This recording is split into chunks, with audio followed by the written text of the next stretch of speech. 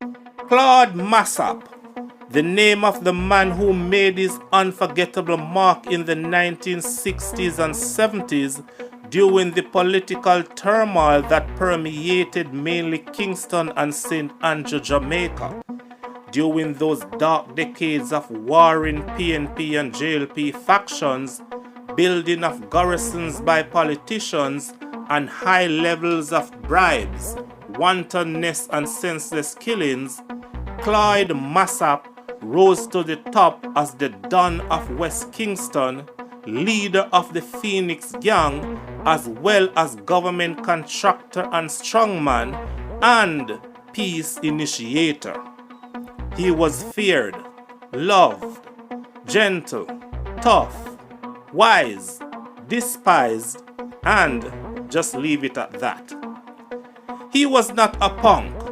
He had the ability, the personality to rub shoulders with celebrities, youth on the streets, politicians, and had the capability to strike peace with his worst enemies. In this video, I examine the death registration form of the one and only Claude Massap to understand the official cause of his death in 1979 and to look at the circumstances surrounding his early demise. I am Nigel D. Salmon. Welcome to Jamaican Chapter.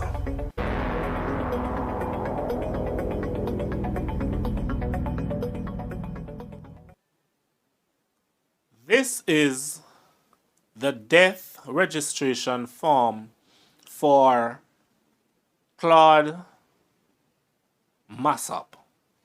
I will be looking through this form to understand the official cause of his death and to analyze the other basic information on this form. So we'll start with the form by looking at the top.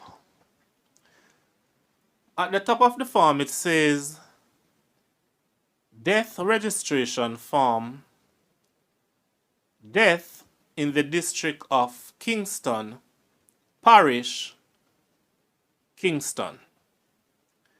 Below that in the first section it says place of death, and they wrote at the intersection of Marcus Garvey Drive and Industrial Terrace, Kingston.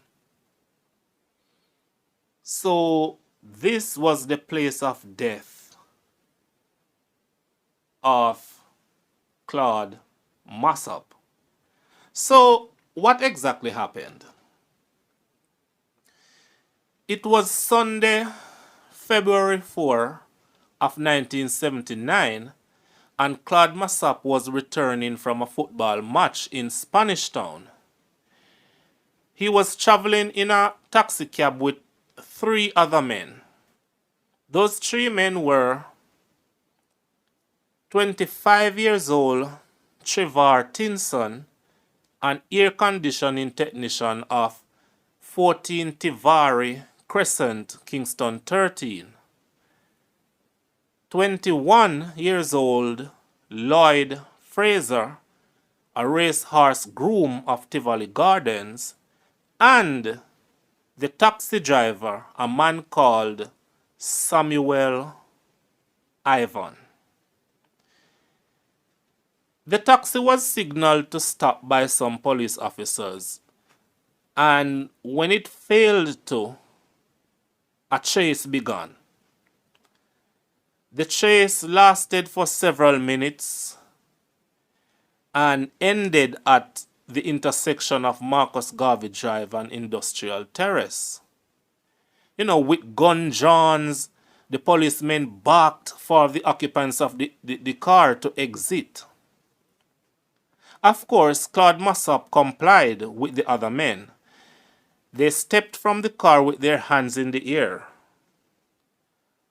While standing beside the taxi cab, Claude Massap exchanged angry words with the policemen. He had argued with police officers before, and so, he was not expecting anything further than just the argument.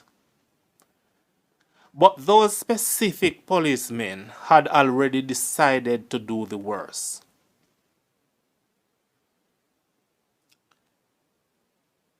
A barrage of bullets were fired, and when the deafening sounds of the guns stopped, the bullet-riddled body of Claude Massap and Trevor Tinson and Lloyd Fraser lay lifeless on the ground. The only survivor from the car was the taxi driver, Samuel Ivan. Why he was not shot, I don't know. But he was arrested, and the police charged him with possession of an illegal firearm. According to the police side of the story, the policemen claimed that Claude Massap pulled a gun as he was leaving the car and hence was shot. But according to eyewitnesses, including that of Samuel Ivan, no such thing happened. But the real truth was to come to light, and we'll look at that later on as we go through the farm. Now, in the second section on the farm, over on the right, it says usual residence of deceased, meaning permanent resident, the place that Claude Massap lived, as his permanent residence. But they wrote nothing there. Well, Claude Massap was living at 23 Shortwood Road, Kingston. So that was his usual residence, 23 Shortwood Road, Kingston. Let's move back over to the left of the farm. On the left side of the farm, we're going to look at his basic information before going back to the right side of the farm to look at the official cause of death.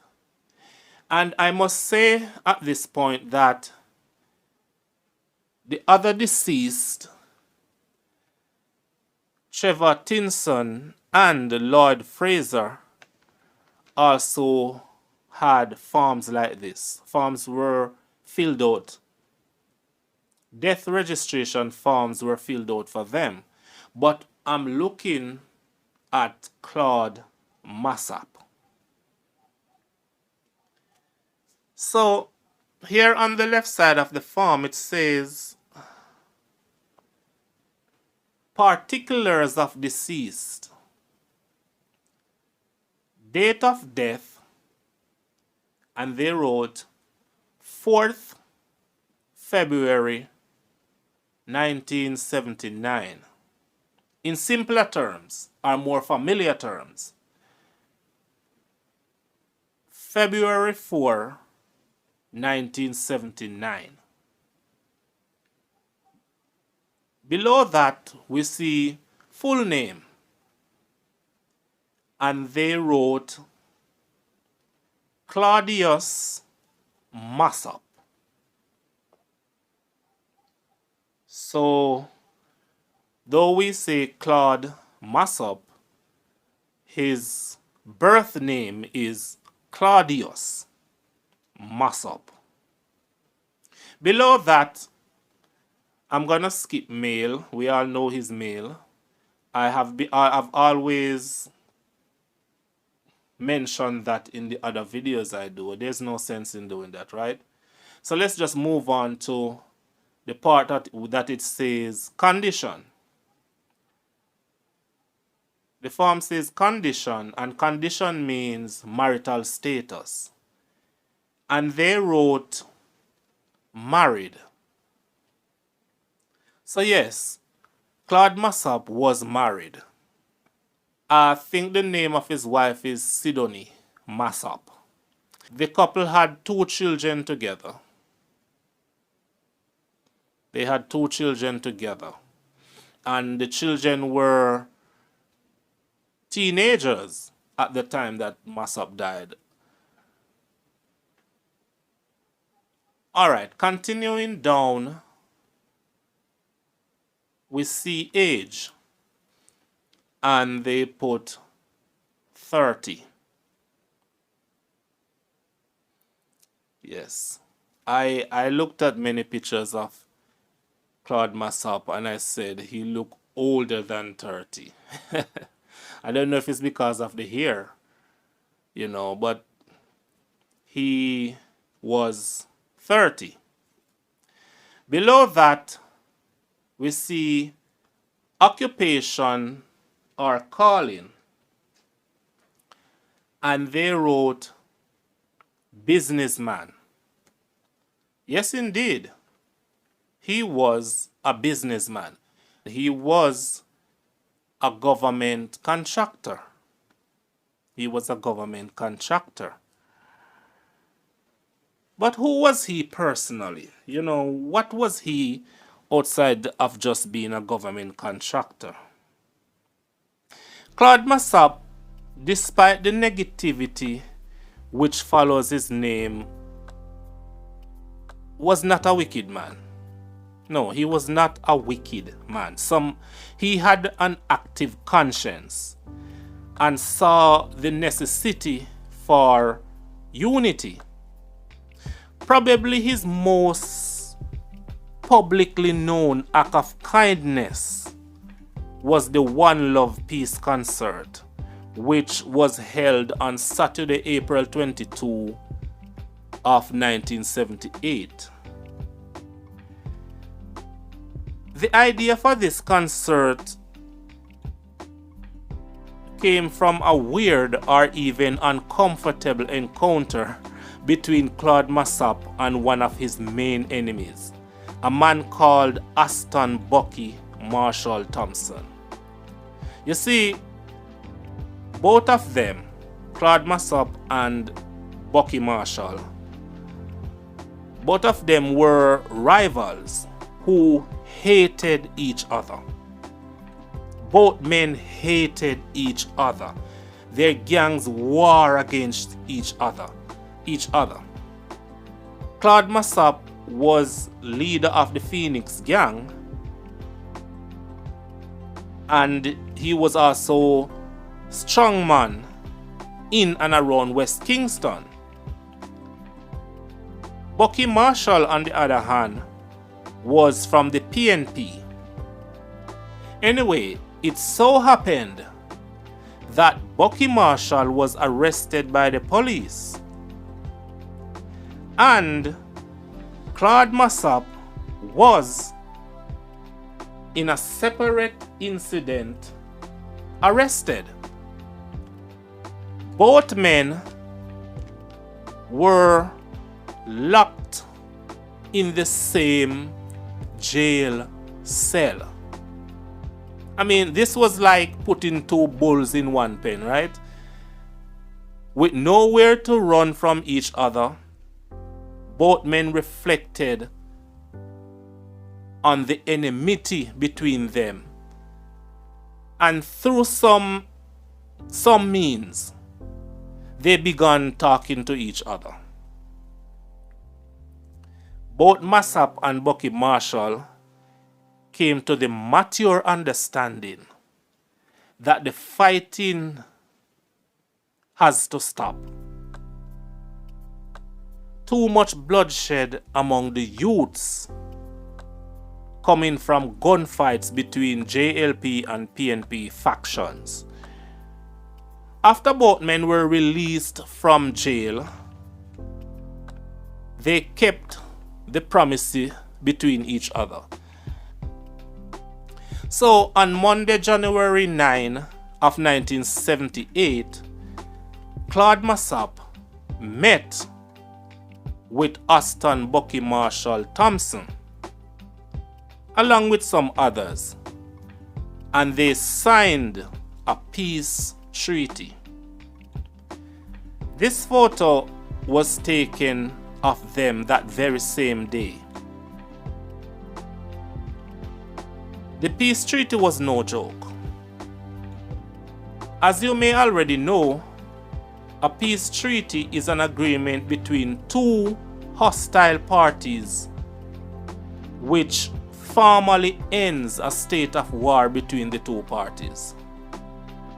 For the peace treaty to work effectively, Claude Massop and the other parties to the agreement had to have protectors or enforcers of the peace in their respective communities. Because without having enforcers of the peace, just signing a piece of paper is not gonna work. Having protectors or enforcers of the peace in their communities, it ensures that some hotheads did not cause trouble. The first accomplishment of the peace treaty was the end of gunfights between communities that the treaty governs. The second accomplishment was the setup of the Central Peace Council. So it was not just say we want peace and that's it. Claude Massop ensured that they were doing things on the ground that would achieve the peace. So as I was saying, the second accomplishment was the setup of the Central Peace Council, which was formed just days after the signing of the treaty. The focus of the Central Peace Council was to help people living in the area governed by the treaty. These areas include Tivoli Gardens, Rima, Arnett Gardens, and so on. The aim of the Central Peace Council were 1. To keep peace in troubled areas and help develop those troubled areas. 2. To uplift the people of the ghetto areas. 3. To help stop crime. And 4. To help the people live as brothers. The council, through a public statement, called on residents who fled the areas under the treaty, back when there were war. They called on those people to come back home and also build their communities. The Central Peace Council also secured books, uniforms, other school materials for school children. And the council, of course, was supported by donations and by money from both political parties. Anyway, the third big accomplishment from the peace treaty was the One Love Peace Concert, which was held on Saturday, April 22 of the same year, 1978. The One Love Peace Concert was held at the National Stadium. Claude Massop was part of organizing this concert. Yes, he was very involved in organizing this concert because remember, the concept of the concert came from him and Bucky Marshall and another name I don't remember at this point. Anyway, Claude Massop in part of making this peace concert work. Using his own money, he flew to London and convinced Bob Marley to come back to Jamaica and perform at the concert. Now, Bob Marley had left Jamaica after an assassination attempt on his life on December 5 of 1976. In fact, Bob Marley called Jamaica a rotten egg. That the country had become a rotten egg. After the attempt on his life, possibly by some JLP supporters, because in 1976, Bob Marley was working close with Michael Manley and was doing some dubs for the PNP party. And he was to meet again with the Prime Minister when someone tried to kill him. Anyway, Bob Marley survived the attempt on his life and he left Jamaica. So in 1978, when this concert was being organized, Claude Massop knew that Bob Marley was a force for peace. He was the superstar of Jamaica at that time. So he flew to London, he met Bob Marley, and he was able to convince Bob Marley to come to Jamaica and do the concert. Bob Marley agreed. About 18 artists performed at the concert, including Leroy Smart, Peter Tosh, Dennis Brown, Junior Tucker, who was just an upcoming artist at the time, The Inner Circle, and Bob Marley himself, who was the main act. Almost all the big named artists did something memorable during their performances. For example, Peter Tosh used the opportunity to lyrically lecture Prime Minister Manley and the police on equal rights and justice, and for marijuana to be legalized. The most memorable act, though, was that of Bob Marley, when Bob Marley called both Edward Seaga and Michael Manley on the stage. And in a symbolic act of peace, Bob Marley let them shake hands. This was the most powerful message of peace in the One Love Peace concert. Bob Marley delivered more than expected. This was not planned. It's like Bob Marley went into a trance, and the idea just came to his mind to call the two men at the top, because Claude Massop and all the other area dons, they were below these politicians. So to call the two men at the top, the two presidents of the two major parties, to come on stage and shake hands was one of the most powerful messages that night from the concert.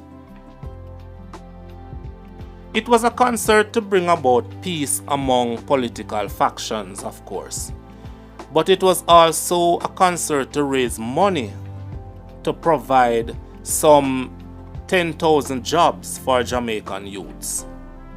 He was happy for the peace that he and his once rivals aimed for.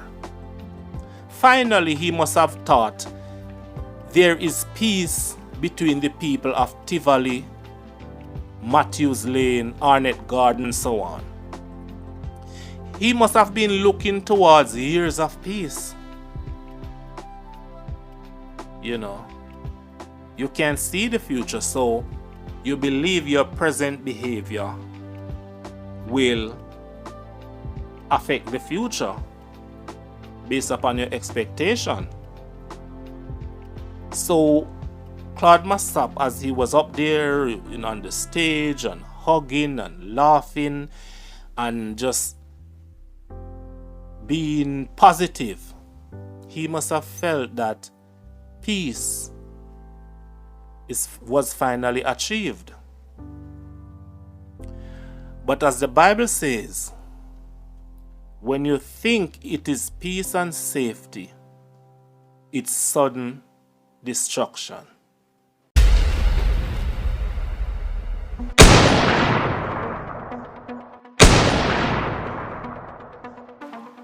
Within months after the One Love Peace concert, the peace began collapsing. Some young hotheads from Arnett Gardens and Tivoli triggered off an uncontrolled war, leaving bodies after bodies and homelessness. Members of the Central Peace Council were exposed for stealing tens of thousands of dollars from donations. Rival gangs of young men rose to the surface with names like Curly Locks, Coley Paul, Bam Bam, and General Starkey. Police killed dozens of wanted men from their list. Claude Massop himself became a target for assassination. The peace treaty had evaporated. Now let's get back to the farm.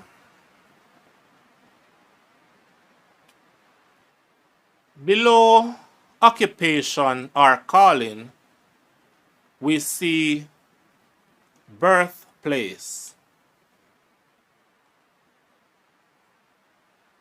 And it is empty. Well, as far as we know, Claude Massop was born in Kingston. And from an early age, he got involved in criminal activities. And during the 1960s, he would rise to the top as an area don. All right, so let's find out now the official cause of his death. So we know he was shot. Before we look at what they wrote on this form, it's important to know that there was an inquest. Yes, an inquest into the death of Claude Massop, Trevor Tinson, and Lloyd Fraser was held in Kingston, 1979. The inquest was presided over by resident magistrate Neville Clark, who was the coroner of Kingston at the time. Now, during the inquest, there were many who gave testimonies and analysis. One of them was Dr. George W. Curtis from the United States. He came to Jamaica. He examined the body of Claude Massop. According to Dr. George W. Curtis, who was a pathologist, he said after examining Claude Massop's body, he discovered that Claude Massop was shot 5 times in the head, 8 times in the chest, 5 times in the neck, and 5 times in the armpit. Dr. George W. Curtis said that Lloyd Fraser was shot 26 times and Trevor Tinson was shot a total of 56 times. What were those police officers thinking? That was overkill. Because according to one witness, he said that while Claude Massop's body was on the ground, the police were still pumping bullets in it.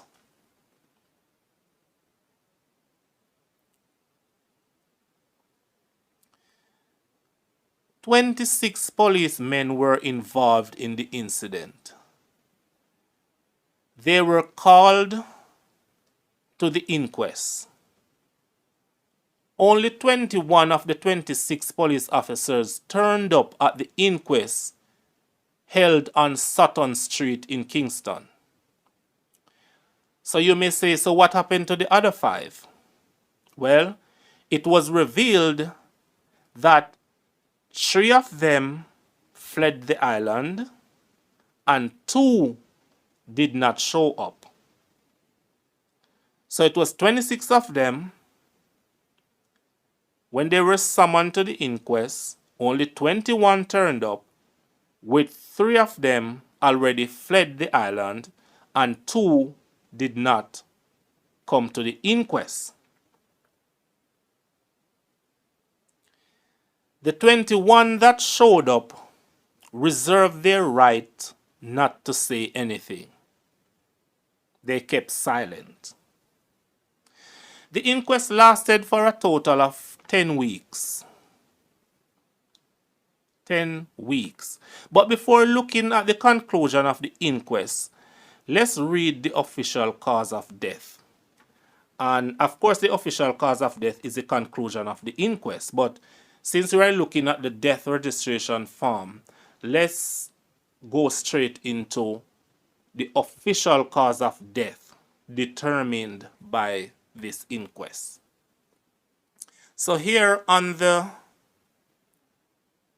right side of the form, it says cause of death, immediate cause.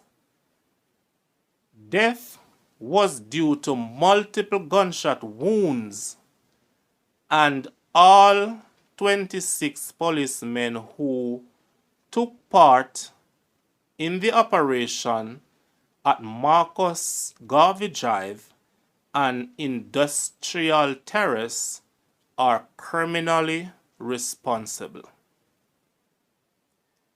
Since reading these forms, this is the first time I have seen where they said the police officers are criminally responsible. I'm going to put the text on the screen and let's just read it for one more time.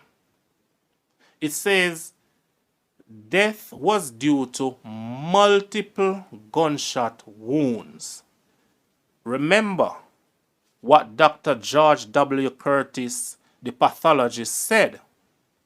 He said that Claude Massop was shot 5 times in the head, 8 times in the chest, 5 times in the neck, and 5 times in the armpit. And that is why it is saying here that death was due to multiple gunshot wounds. And it goes on to say, and all 26 policemen who took part in the operation at Marcus Garvey Drive and Industrial Terrace are criminally responsible. So the inquest concluded, came to an end, and found the police officers involved to be criminally responsible. Yes. So what does that mean when they said they were criminally responsible? It means that Their act was a criminal act, and they have to answer to it in court. Warrants were issued for the arrest of 12 policemen. These policemen were Kenneth Bailey, Leslie Samuels, Roy Irvine, Inal Johnson, Leroy Hanson, E. Johnson, Leroy Allison, Javis Punal, Hernell Houston, Errol Plowright, Noel Mackenzie, and Dadrick Henry. All 12 men were arrested and charged with 3 counts of murder. So, the trial was set, and those who were in support of Claude Massop, his sympathizers, the people who lamented that he was killed in cold blood, all these people started to feel better. Here it is. These police officers were arrested, they were charged for murder. Now they are in court.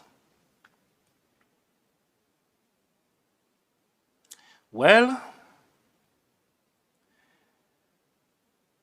the matter went to court. The matter lasted for 3 weeks in the St. Thomas Circuit Court.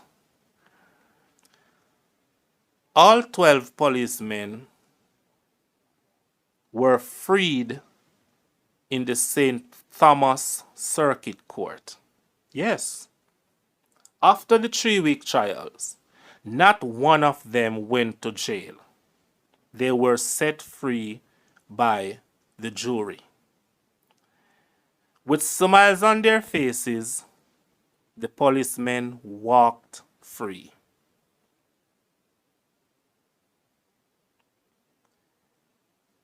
Anyway, the funeral of Claude Massop was huge.